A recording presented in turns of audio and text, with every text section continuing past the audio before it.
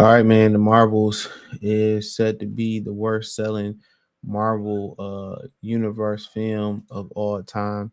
Let's talk about it. Thumbs up the video, share the video, subscribe to the channel. The subscribe button is the bell icon button. Hit all notification, increase your chance, get notifications. We go live or drop video.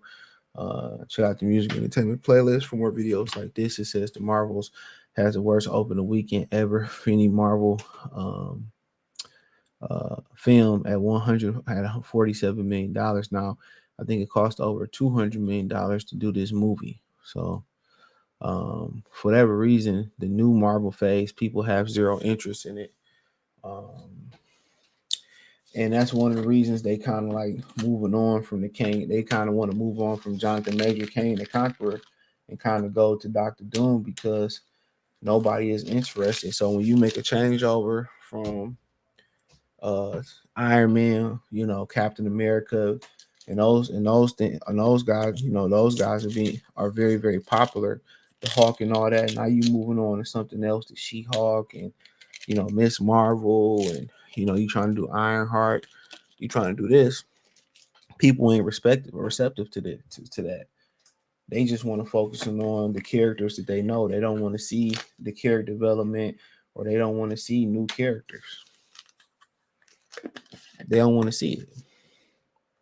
They want to know. They want to see what they familiar with and characters that they know, that they ain't got to go read and learn about and all that type stuff. But also the girl power ain't working. You know, it's as simple as that. But it says the Marvels didn't go higher, further, or faster during the opening of the weekend in theaters. The latest entrant in the Marvel Cinematic Universe hauled in an estimated 47 million domestically over the debut, the lowest in the 30 plus film franchise. Initial predictions saw the film opening between 75 and 80 million domestically, but those figures shrunk to the range between 60 and 665 ahead of Friday's opening. Internationally, the Marvels earned 63.3 million in ticket sales, bringing in a global haul of $110.3 million. So this is the thing right here. So the Marvels, the lowest at 47. The Incredible Hulk in 2008. I remember. I think I seen that. 54.4 million. Ant-Man in 2015 did 57.2. Captain America's First Avenger did 65.1. Thor 2001, the first one, 65.7, and the Eternals in 2021 did 71.3. Despite posting the lowest domestic debut for Marvel Cinematic Universe, the Marvel proved once again the importance of international marketplace for the Marvel brand. Paul uh, DeGarberty, senior media analyst of ComScore, the film will not rely on Thanksgiving holiday corridor movie going to help move the big budget superhero movie closer to profitability and help determine the film's ultimate success at the box office. While critics was lukewarm, Marvel was giving a flick 62% on Rotten Tomatoes, that's solid. Still a tomato, not a rotten one. Audience was more receptive with an 85% score. So the Disney had an uphill battle drawing movie goers to the theaters for its 33rd Marvel Cinematic film, which the company likely understood. Bob Iger has already said this year the studio will scale back its Marvel slate. So, um, so then again, they may have to go to more recognizable characters, and that's Doctor Doom, that's, Fantastic Four or Five, whatever they called, you know, uh, so that's what they may have to go with, more recognizable people. After 2019, Avengers Endgame, it wrapped up the storyline and arcs of the popular characters Captain America, Iron Man.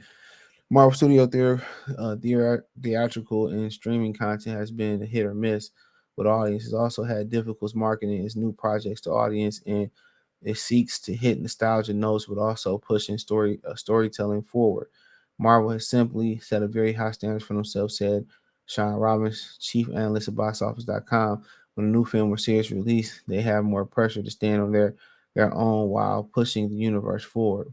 Not to mention the studio uninten- inundated Disney Plus with series is an effort to pad its platform, making some of the fans feel like they had to slug through hours of stories in order to understand what is happening. That's what I just told you guys.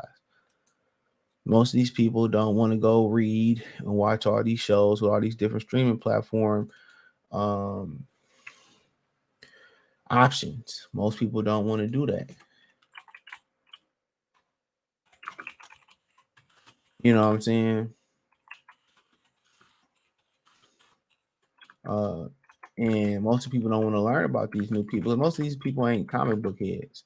They make up a small percentage. Then you trying to get casuals and draw them in.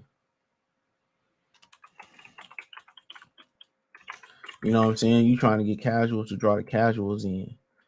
Most of these people don't care nothing about, the Marvels, and nobody care about some of these other people they trying to push. Expanding the Marvel Cinematic Universe brand has been a Goldilocks zone of a balanced exposure without feeling like homework. The casual audience has created a challenge for the franchise to begin correcting for. Robin says that is perhaps why the Marvels landed the second worst opening day for the Marvel Cinematic Universe, securing just 21.5 million on Friday. The figure includes 6.6 million Thursday night previews. The only film that near fewer tickets on this first day was in domestic theaters in 2008. Incredible Hulk, which is the second worst Marvel Cinematic Universe film after Iron Man became surprise smash earlier that year. Robin was quick to underscore the box office stumble doesn't mean the audience are giving up on the Marvel Cinematic Universe. After all, the franchise has generated 330 billion since 2008. In fact, the underwhelming box office performance occurs the same time Loki's second season is ironically drawing praise for one of Disney Plus Marvel series to resonate possibly in a big part of the fan base. He said, to ensure 47 million opening is not bad for any film, but in comparison to the highest highs Marvel has achieved in the last decade, is viewed as a disappointment. It could also act as a catalyst for the leadership in the studio to rethink uh, future release plans. So he gonna continues to go on. Um, and Jonathan Majors basically gonna get him a way out to just skip this next phase, whatever, because it's not that popular. But to be honest, I did a movie review. I put in an end screen.